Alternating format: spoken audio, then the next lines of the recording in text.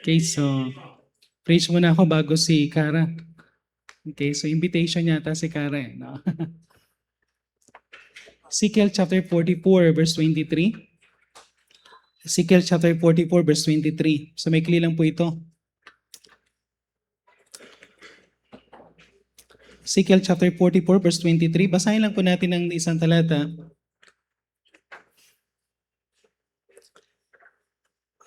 So basahin po natin ng sabay-sabay. So nandiyan po sa may screen at kung meron po kayong Bible, mas maganda gamitin natin yung Bible natin. Ezekiel chapter 44 verse 23, ready, go. And they shall teach my people the difference between the holy and profane, and cause them to discern between the unclean and the clean. Okay, so isang command ng Panginoon is, kung titingnan natin in every practices, ang isang command ng Panginoon is for us to learn to differentiate between holy and profane, between clean and unclean. So hindi lang po ito sa mga doctrinal things, hindi lang po ito sa mga practices, but even sa music. Okay? At mahalaga na dito bantayan natin at i-secure natin ang ating music, yung sacred music. So message ko ngayon, ikli lang, guarding the sound of sanctuary. Okay? Guarding the sound of our sanctuary. So tayo po muna yung manalangin. Let's pray, Heavenly Father, muli po Panginoon, kami pong muli dumudulog sa inyong trono. Samahan niyo pong muli kami, Panginoon, as we study your word. Dalahin ko po na kayo po, Panginoon, ng patuloy na kumilos. Bigyan niyo po kami, Panginoon, ng wisdom. At dinadalahin ko po, Panginoon, na kayo pong mangusap. At even sa aming music workshop, Lord God, I pray na makita ng bawat isa na naririto, Panginoon, na hindi lang sila naririto para matuto ng music. But rather, Panginoon, ang nais po naming i-desire is for us na may spread ang sacred music at maprotektahan hindi lang po ang aming church but even other churches para sila rin po, Panginoon, ay ma-enjoy nila, Panginoon, ng sacred music sa kanilang mga churches. Magpalain niyo po, Panginoon, ang simpleng mensahe na ito.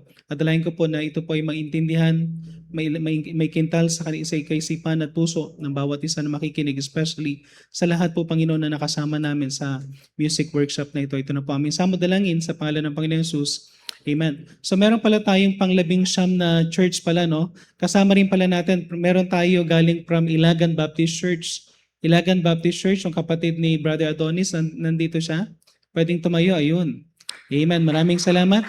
At hindi lang siya kasama sa music workshop, magano rin siya, no? Bible College experience. Amen. Okay, so maiiwan pa yan. Amen. Okay, so just observe ang Bible College. So as a priest sa temple, tingnan lang po natin dito, merong dalawang anak ito anak ito ng high priest, si Nadab and Abihu. Anak sila ni Aaron. And as a high priest, isa sa pinakagawain ng mga priests is to safeguard the sanctuary. To safeguard the sanctuary from the pollution of the world. But isang bagay na makikita natin dito, si Nadab and Abihu, instead na sila yung mag-guard, sila yung gumawa ng mga practices. Actually, marami sila mga practices. And it shows na pag hindi maayos ang buhay mo, pati music mo hindi maayos. Amen? Okay? At maraming mga bagay na makikita natin na hindi maayos sa buhay nitong dalawang ito. Bagamat sila ay priest during that time. At ang sabi dito, si Nadab and Abihu, sabi dito, the sons of Aaron, took either of them his censer, and put fire therein, and put incense thereon, and offered strange fire before the Lord, which He commanded them not. Okay? So may mga, by the way, ang Panginoon sa kanyang worship, sa lahat ng mga bagay na gusto ng Panginoon, especially kapag tayo nag-worship, ang Diyos dapat ang nasusunod, hindi tayo. Okay? Meron siyang standard, hindi yung standard natin. At once na hindi niya ito inayunan, hindi niya ito kinuman, of course, may parusa tayo. At ito makikita natin dito, they offer strange fire. At ang sabi sa verse 2, agad-agad, there went out fire from the Lord and devoured them and died before the Lord. Kung pag-uusapan natin, alam nyo, medyo matindi yung pagkaka-describe dito, pinatay kagad sila ng Panginoon, sinunog sila ng Panginoon. And one thing na sinabi ng Panginoon kay Moses, wag mong palalapitin sa Aaron, wag mong palalapitin yung dalawang kapatid niya. Kaya apat sila magkakapatid, yung dalawa pinatay ng Panginoon because they offered a strange fire. At ang sabi ni Aaron, wag kang magmumurn, hindi ka rin pwedeng lumabas Hayaan mo yung mga tao na maglabas sa kanila sa temple, hayaan mo sila na mag-mourn, pero ikaw hindi. Grabe yung ano ng Panginoon, ano? And sometimes makikita natin dito na hindi ito ganun kadali lang, no? Sa panahon nila noon is very, ano ang Panginoon, very, tawag dito yung strict ang Panginoon at dapat makita natin yung solemn responsibility. As a musician, you shared the pulpit with us. Okay? Kasi hindi man directly nandun kayo sa pulpit, pero kayo yung gumagawa, yung nagki-create ng atmosphere of worship. Kaya kung hindi naging maayos ang atmosphere of worship, ang tendency kapag napabayaan natin ang ating music, by the way, wala akong knowledge sa music. Hindi ako ganun kagaling sa music, but as a pastor, I need to protect yung sanctity ng ating music. Okay, and I'm praying na sa bawat area ng ating ministry, merong tao na magpo-protect. And I pray na may mga musicians sa ating church na maging maayos ang buhay ninyo. Maging maayos na to the point na hindi lang kayo marunong mag-play, kundi maayos ang buhay ninyo. Pahalagahan ninyo ang purity. Pahalagahan ninyo ang sanctity. Kasi kung hindi natin makamano yan, ang tendency sa buhay natin, sa Christian life natin, hindi magiging maayos ang ating, pwede kayo magaling sa music, pero kung ang buhay natin hindi maayos sa harapan ng Panginoon, tendency niyan, kayo ang magpo-pollute ng sacred music natin. And I pray na ang Panginoon ang alam niyo, ang Panginoon ang kumilos para salain niya yung ating mga ministry sa church. Amen? Kasi mahalaga, we need to guard the sound of our sanctuary. So 3 bagay lang po na iwanan ko ngayon. Number 1, at mga ilang talata lang bawat truths na natin. Number 1, para mag-guard natin ang sound of ang sanctuary, we need to choose truths over trends. Okay? Choose truth over trends. Okay? Most of the churches, they base their music for what is popular, what is trending, what is viral. Okay? Pero ang kailangan natin dito, we need to protect our sanctuary by choosing truth over trends. Romans chapter 12 verse 2.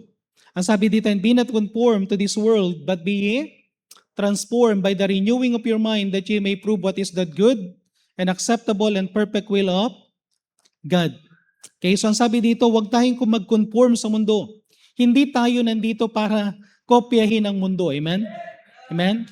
Sometimes makikita mo, ang gagaling ng mga musicians sa mundo. Ang gagaling ng mga Korean, ang gagaling ng mga Taiwanese, o sino mga klase ng mga kahit na Filipino musician, but if they are worldly, still, hindi natin dapat sila kopyahin. Amen? Sabi nga dito, be not conformed to this world, but be transformed by the renewing of your mind. Pinaka-goal natin is to prove what is that good. Okay? Kung application ito sa music, we need to have a good music, acceptable music, perfect music, will of God na music. Amen? Dapat natin to. Why? Dahil sabi ko nga kanina, doon sa ating forum, ang music is not neutral. It carries doctrine, it carries belief, it carries message na kailangan bantayan natin, kasi kung hindi natin babantayan ito, may message sa even yung tono ng music. Alam na, pinag-aralan nyo yan sa yung word na syncopated, yung word na, yung mga things na, hindi ko alam ang lahat ng mga bagay na yan, pero may message, even the rhythm. Okay? Kaya mahalaga. Kaya sabi sa Colossians chapter 3 verse 16, let the word of Christ dwell in you richly in all wisdom, teaching, and admonishing one another in psalms and hymns and in spiritual songs. Ang isa sa natin, tandaan natin, every time we play music, every time you sing a spiritual song, you are teaching, you are admonishing. Okay?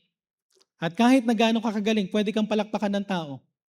Pero kapag hindi ka spiritual, hindi mamumove yung tao. Okay? Kasi napakahalaga na spirituality. Amen? So napakahalaga na natin yung truths over trends. Kung ano yung mga truths natin, ano yung mga doctrinal truths.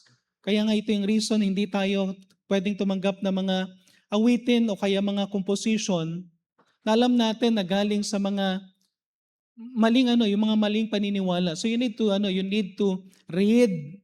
Kaya nga hindi lang maganda yung huwag lang natin sabing ang gandang kantahin. Tingnan nyo kung tama ba yung sinasabi. Kung truthful ba, kung biblical ba. Kung wala bang na tawag dito, hindi ba tayo yung mga nababiolate natin ng truth, dapat naka-align sa truth. So number 1, choose truth over trends. Number 2, value edification over entertainment. Okay, value edification over entertainment. Hindi tayo nandito para magpasikat, amen? Okay, sana doon sa mga meron tayong mga estudyante, we're thankful na meron tayong mga nasa LBCA na nakasama, may mga tayo doon, may mga chikiting tayo na nandoon. Okay, at kayong mga rito nagtuturo, ituro nyo sa kanila yung talent natin dapat isurrender sa Panginoon. Hindi namin kayo makikita someday na nasa Got Talent, nasa anong tawag doon? Ano ba yung mga basa, yung mga, okay? Makita na lang namin kayo, nasa tawag ng tanghalan kayo na, tapos ang masaklap pang, itutugtog nyo pa, wordly song. Tapos nakabayolin ka, tapos yung ulo mo, tapos yung itsura mo, ano ka na. Okay? Sana hindi we are not for entertainment. We are for edification. Romans chapter 14 verse 19. Let us therefore follow after the thing which make for peace and things wherewith one may edify one another. Okay, so ang pinaka-goal natin is, tingnan natin ano yung makakapag-edify. Sabi nga sa 1 Corinthians chapter 14 verse 12, even so ye, for as much as ye were zealous of spiritual gifts. Alam nyo ba na may mga spiritual gifts tayo, may mga things na spiritually na binigay sa atin ng Panginoon na kakayanan. Pero sabi dito even yung mga spiritual gifts, ganun din ang inyong talent sa pagtugtog. Seek that ye may excel, not for entertainment, but for edifying of the church. Okay? Edifying of the church. Ang pinakano natin is to edify the church. Tumugtog kayo para mag-edify sa Panginoon. Amen? Amen? Okay? Paalala ko lang ito hindi lang tugtog ang mahalaga, pati damit. Pag tumugtog kayo, maayos dapat ang damit nyo. Baka naman habang tumutugtog ang tinitignan nila yung korte ng katawan mo. Amen? Amen? At the same time, do not conform to this world. So, ayoko mga pero huwag niyong gayahin ang mundo na nagbabago-bago ng kulay ng buhok. Amen? Okay? Natutugtog kayo, yung mga buhok nyo, pabago-bago. Okay? Tumugtog kayo ng merong nakikita yung holiness yung sanctity yung modesty. Because you are edifying the church. At once na tumayo ka sa pulpito, tumayo ka dito sa stage, tinitignan nilang kabuuan. Amen? Hindi lang yung maganda yung ayos mo, hindi lang yung maganda yung, kundi dapat sa kabuuan. Okay? 1 Corinthians chapter 14 verse 26, how is it then, brethren, when ye come together, every one of you hath a psalm? Okay, meron kayong psalm, sabi dyan sa may 1 Corinthians chapter 14 verse 26. Hath a doctrine, hath a tongue, hath a revelation, hath a interpretation. Iba-iba, no? May mga iba na tinawag ng Panginoon para mag-preach. May mga iba na tinawag ng Panginoon para mag-lead. May mga iba na tinawag ng Panginoon for music. But ano sabi ng pinakadulo? Let all things be done unto edifying. Okay? Unto edifying. Dapat tayo po ay nag-edify. Sana yung bang kapag ka nandito ka sa harapan, ikaw ay nakaka-edify. No? Yung bang nakaka-encourage because they know your testimony. Then lastly, so ano yung una? Choose truth over trends. Pangalawa is value edification than entertainment. Number 3 and last, seek spirituality over sensationalism. Okay, seek spirituality over sensationalism. 1 Corinthians chapter 14 verse 15, what is then? I will pray with my spirit, and I will pray with my understanding also. Pero tingnan yung sinabi niya rin dito, no? Pag nagpe-pray daw siya, he pray in the Spirit, he also pray with understanding. The same with singing. The same with playing music. Sabi ni Apostle Paul, I will sing with the Spirit, and I will sing with the understanding also. Amen? With the understanding also. Meron siyang parang, ang pinakano niya dito is, kapag ikaw ay kumakanta, make sure that you're singing, you're playing music in spirit and understanding. Nagme-meditate ka, you're meditating on the goodness of yung mga godly messages, goodness of God, creating an atmosphere of worship. Okay, meron tayong ano dito, may magpi-play dito ng harp, di ba? Okay? May magpi-play ng harp. Sana magkaroon tayo ng harp talaga na ano, no, pero ang hirap pala i-play yung harp. Kasi pag plinay mo raw yung harp, sabi nasasabi ko tuloy yung pangalan niya nung bata siya. Ano na, Joyce? Elizabeth Joyce, yan. Okay, baka magkamali ako eh. Merong ano eh, sabi niya, Pastor, kapag nagpe-play ka ng ano, ng even yung sa harp, kasi tingin ko sa bawat instrument, yung positioning ng body mo, yung positioning ng ano mo na ilalagay mo yung sarili mo at talagang once na nagpi-play ka, nandun dapat yung spirit mo, nandun talaga yung passion mo, nandun talaga yung heart mo. At hindi maganda, no? Kung si David, siguro pag nag-play si David ng harp at wala sa tono, siguro tatawa lang yung devil, no? Yung evil spirit, hindi aalis kay King Saul. Pero alam niyo kapag ka nandun yung pag-worship, pag yung pag-worship nandun yung spirit mo, yung passion mo in worshiping, while tag dito yung ako kung siguro kung magaling lang ako sa music, pag discourage ako mag-play ako ng music eh. Kaya lang hindi ako magaling diyan eh. Kaya kapag discourage ako, maglinis na lang ako, amen. Yun na lang o kaya mag-cut na lang ng diyan sa yung mga ayusin ko yung mga halaman. Pero alam nyo, ibang-iba talaga kapag kayo nandun yung heart mo, idadaling ka niya sa atmosphere of worship. 1 Kings chapter 19 verse 11 to 12, dito ako magtatapos. Ang music is not out of yung loud music. Huwag natin tingnan ang music is naririnig mo yan kapag majestic yung pagkakatunog. Pero alam niyo ang magandang music, sabi dito, 1 Kings chapter 11 verse 19 verse 11 and 12. And he said, go forth and stand upon the mount before the Lord. And behold, the Lord passed by, and the great strong wind rent the mountains and break in pieces the rocks before the Lord, but the Lord was not in the wind. And after the wind, an earthquake, but the Lord was not in the earthquake. And after the earthquake, a fire, but the Lord was not in the fire. Okay? Makikita nyo yung mga matitindi na nakakakuha ng atensyon. Makukuha ang atensyon natin sa earthquake, makukuha ang atensyon natin sa wind, makukuha ang atensyon natin sa fire. Pero ang sabi ng Panginoon, and after the fire, still small voice.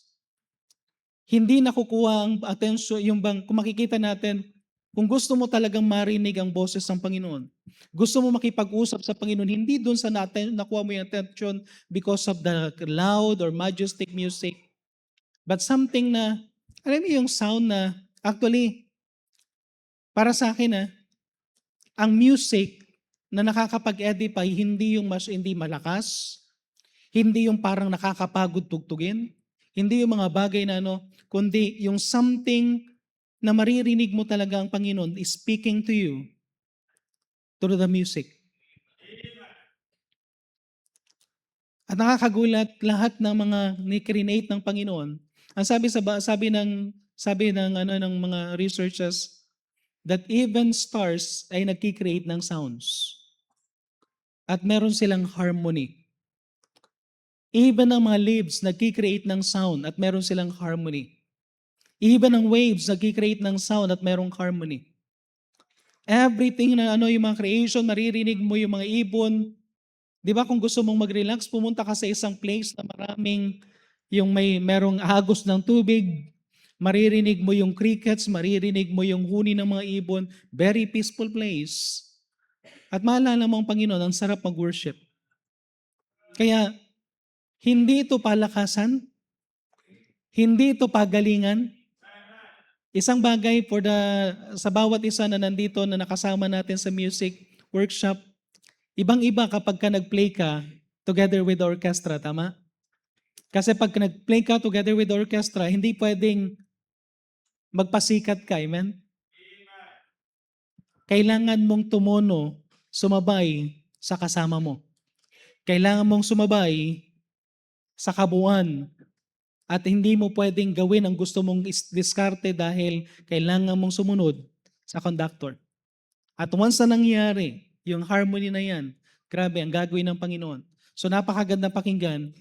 And sa ating mga orchestra players, again, you are creating atmosphere of worship. Since kayo ang nagkikreate ng atmosphere ng worship, ito lang isang pakiusap ko pagka Sunday service. At sana ilagay nyo sa isipan nyo ito. Huwag kayong bababa at hindi mag-worship pagkatapos ninyo mag-prepare ng heart ng mga tao for worship. Prepare nyo ang kanilang mga heart. Bumaba lang kayo saglit para mag-CR, para mag-ano, pero bumalik kayo for worship. Kasi useless na makikita namin kayo preparing our heart for worship, but you are not included o hindi namin kayo kasama for worship. At tandaan natin, the more na spiritual ka, the more na nababasa mo at marami ka naintindihan sa Bible truths, mas nagiging maayos kang music or musician para sa Panginoon. I pray, one of my prayer is for everyone to become musician for the Master. You must be a musician for the Master. Okay? So tayo po'y manalangin. Let's pray. Heavenly Father, maraming salamat po sa binigay niyo po, Panginoon, na message. I pray, Panginoon, na patuloy kayo pong mag-encourage sa bawat isa na naririto. That we will choose truths over trends. We will value, Panginoon, ang edification rather than entertainment. At ganoon din po, Panginoon, na i-desire din namin, Panginoon, na piliin namin, Panginoon, spirituality over sensationalism. Hindi po kami according sa emotion, hindi po kami according sa ganda, Panginoon, lamang ng music. But on the spiritual side, Panginoon, ng music. So tulungan niyo po kami, Panginoon, na mag-grow kami, magkaroon kami, Panginoon, ng patuloy na pag-ibig sa iyo. Yung passion namin to know you, yung passion namin to follow you, yung passion namin to worship you, will be the same passion, Panginoon, na makikita sa aming mga music. Tulungan niyo pang bawat mananampalataya na naririto. At maraming salamat po sa inyong patuloy na pagkilos po sa bawat isa po sa amin. Ito na po aming sama dalangin sa pangalan ng Panginoon Jesus.